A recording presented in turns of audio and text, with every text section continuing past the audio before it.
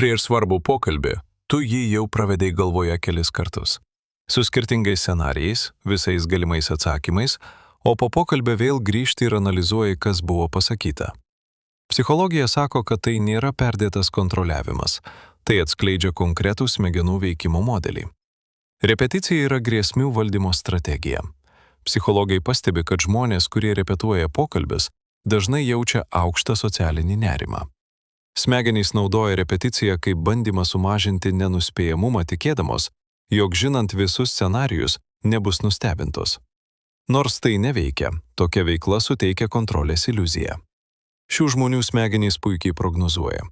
Neuropsichologai rodo, kad prognozavimas yra pagrindinė smegenų funkcija, o tie, kurie daug repetuoja, dažnai turi itin aktyvią prefrontalinę žievę.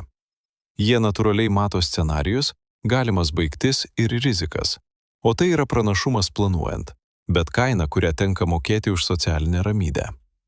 Analizė po pokalbio yra nebaigto ciklo ženklas. Psichologų vadinamas pokalbio apdorojimu po fakto. Post-event processing. Nerimas dėl to, kaip buvai suvoktas, aktyvuoja kartojimą. Smegenys ieško to, ko nepadarei gerai, ne tam, kad pasitaisytų, o kad rastų priežastį jaučiamam nerimui. Tokie žmonės labai rūpinasi santykiais, pasižymė aukštą empatiją ir jiems itin svarbu, kaip juos patiria kiti. Tad repeticija tampa savotiška rūpinimosi forma, tik nukreipta į neteisingą objektą. Spontaniškumas jiems atrodo nesaugus, nes tiesiog kalbėti reiškia rizikuoti.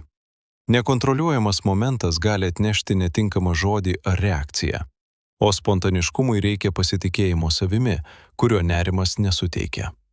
Jei repetuoji pokalbius galvoje, tu nesi obsesyvus. Tavo smegenys tiesiog labai rūpinasi tuo, kaip esi suprastas. Problema yra ne pati repeticija, o tikėjimas, kad spontaniškumas yra pavojingas, nors iš tiesų taip nėra.